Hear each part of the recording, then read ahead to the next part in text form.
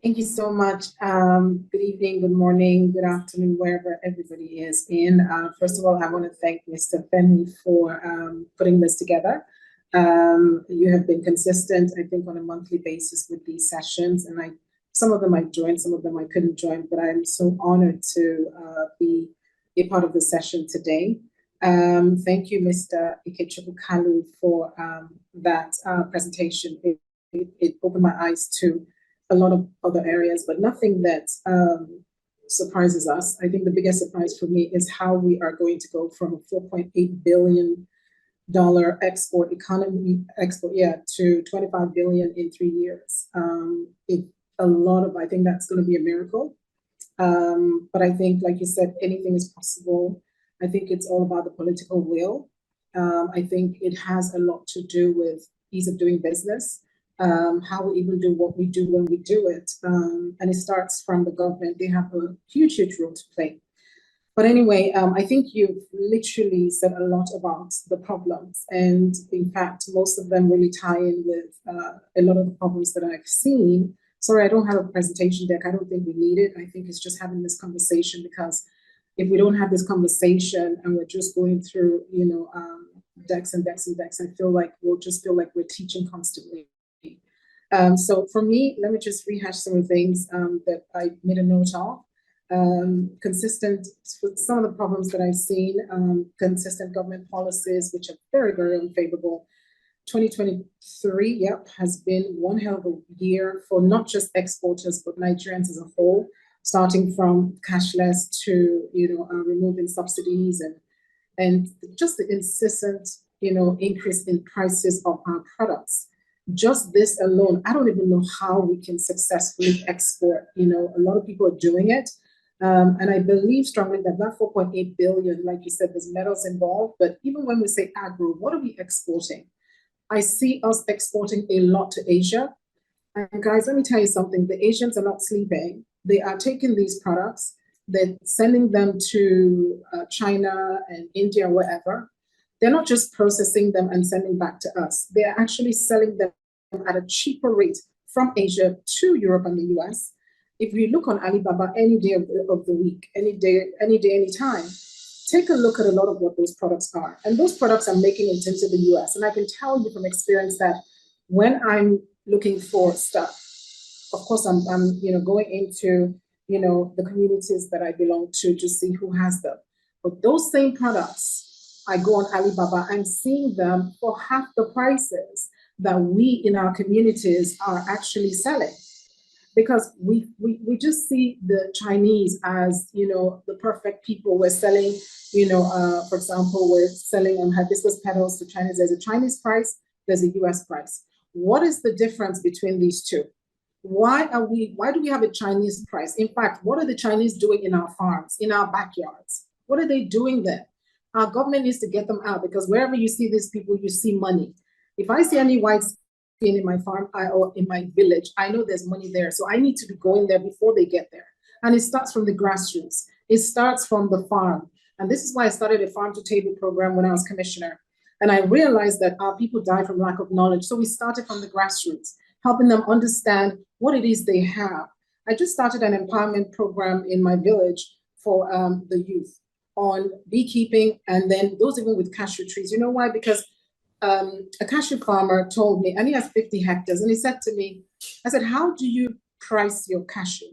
Oh, there's one man that comes and tells us how much it is. Why should a cashew farmer be dependent on someone dictating the price of his cashew? And he has something that everybody needs.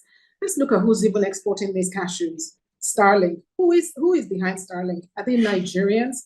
I go to Walmart and I see cashew and nuts and all that. And at the back, it says product of where. You'll see maybe Ghana, you see Burkina, you'll see Nigeria. Who is shipping these products to these countries these days? Or I see jollof seasoning. I see it on, what's the name of that brand in the US that everybody sees? Where is the Nigerian that sold that jollof seasoning to them? Why isn't it with Nigerian names on these products? We have what a lot of people want, but unfortunately, between our government policies and the lack of education on exactly what it takes to export, the bottlenecks at the ports, which Mr. Kalu has talked about. And then, of course, when we don't even understand all of this and we have these high expectations that if anything we sell out there, someone's going to buy. So for me, I had to start from the grassroots, build this farm to table program. My office was like a market square because everybody came in there. We assessed the products. I help people package. I help them rebrand. I help them develop the concept around what do you even think you have in this bag, right? And then I prepare the SME for export. I don't prepare anybody for Nigeria. We seem to be able to figure it out here. We need to compete at the global marketplace because that's where it is, like Mr. Kalu said, right? So if I'm working with you as a coach to rebrand your product, I'm not preparing your packaging for a local market or GMO. First of all, you don't even put things like GMO on your packaging. You do, you're dead on arrival. You know why? Because the world over, including the Chinese that develop GMO, you'll see in the restaurant it says no GMO. But in a lot of our products today, we put them in there and we're expected to export those products. We can't and we won't be successful. So instead of me focusing now on a lot of, sorry, I get passionate about this, but instead of me focusing on a lot of what the problems are, because we all understand what the problems are, how are we going to even get past this, right? For me, starting with the Farm to Table program, which by the way, I'm no longer commissioner, but this doesn't end. It just got started, right? It's taking a look and making sure that people are prepared for the global market, helping them understand things as detailed as the nutritional label. Yes, the government has their part, but you know what? With or without the government, there's a lot of people exporting. So what is it that they know that we don't know, right? So I help educate the SME. Understanding the nutritional labels are very, very important. You have to align with the legal requirements of the country that you're looking to export in. Before we even go that far, what value does your product have that will, make someone outside of Nigeria buy that product? All of us, someone is doing shea butter. Everybody and their mother wants to sell shea butter. Whether they have the market or not, if everybody's doing it, there must be something in there for me. If it's cashew, everybody wants to sell cashew. How about if one person do the share, maybe they process it, manufacture it, another one does the oil, another one does the marketing, another one puts all of it together so that collectively as a community, we collaborate to put it in the market. Not everybody doing raw shea butter. Because, you have to, what is that value that you're bringing to somebody? You have to be selling something that someone needs. And so you do your research. We must do our research. If you don't do your research, you don't even bother because it's hard enough even selling in Nigeria. Then we have the AFCTA where you have to deal with all of these border issues, not to talk about the US and the UK. As I speak today, I am actually going through the process of certifying my products organic. You can't put the word organic on your product if you're not certified. The best way someone will find out, that you can go to the website USDA and then you put in sack fruits. Is it certified or not? Because there is a process. I see some people that say organic. Are you certified? Have you gone through the process? And it does cost money. So basics like this is all about education and helping people understand that there are legal requirements before you actually want to export to a certain country. You've got to train people, you've got to educate them. I probably trained probably about 150 SMEs or exporters on FDA so that they understand that before you export any products that is fit for human consumption and animals, by the way, then you must have FDA. And then my company represents a lot of people as agents because you need that to be able to export into the US. So what else are we thinking? I set up a program, where I arrange buyers for sellers. Now, before we even go into that process, your product must be processed. You must go through the value chain, and the government can play a big role in this industrialization policy all across 36 states, right? Because commodities is mostly commodity, but we're leaving so much money on the table. If we just look at cashew alone, you don't need to throw away 1 inch, 1 ounce, 1 fruit of the cashew because there is something that you can do with that 1 cashew nut. Why are we stopping at raw cashew? As commissioner, my first few days, a farmer walked into my office and he brought an envelope. He had a 5-year agreement with an Indian company for him to provide raw cashews. And they were so detailed. The agreement specified raw cashews only, do not send us processed, because they would take that, they would do, like there are 10 value chain opportunities in cashew, including using cashew, one part of the cashew, to create coal to provide power in your factory. And I found it so sad that, and the farmer was being given this contract, and then how much? $1,200 for a container or a ton of cashew, when just 2 ounces of cashew roasted in a pack is $2.99, $2.99. So how would you now give a farmer $1,280 for an entire container to export raw cashew? They understand it, but our farmers don't understand it. And between when I started as commissioner and by the end of, even within 6 months of it, not only did we tear up that contract, today that farmer is exporting directly himself, as opposed to exporting through a farmer, and not just raw, but also processed. Okay. So another thing that I've done is showcasing our products to the US. Every time I go back, I look at the shelves, especially probably Edo products, and then I take them back with me because we are ready to compete on the global marketplace. The shelves are emptying in the US, really. And the Chinese are, with Biden doing everything he can to keep the Chinese out, it's late. However, it's time for Africa, for Nigerians. We are the last frontier to come and compete.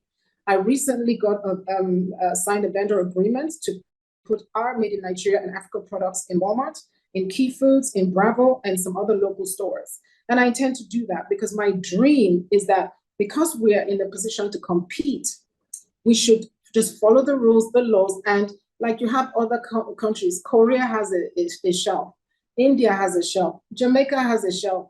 And I'm thinking, are you kidding me? Nigeria, Africa, we must have a shelf. And we will continue to do that. So we need to keep looking at things like this to help move this needle.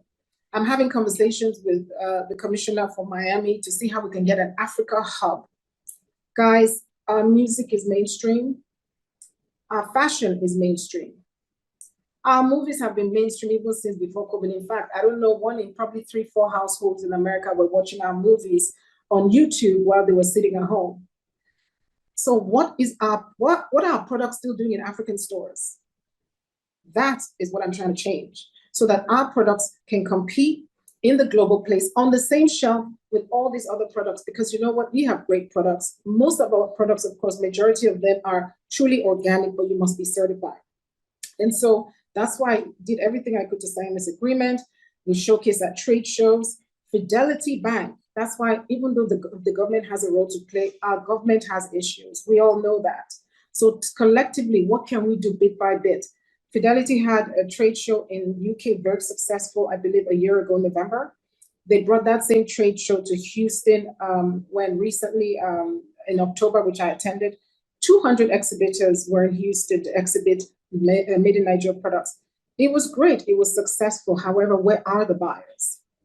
I think if we're going to do things like that, let's make sure that we have buyers, because these people are going to pay transportation, they're going to ship their goods, and they're going to do accommodation, and they're all in dollars.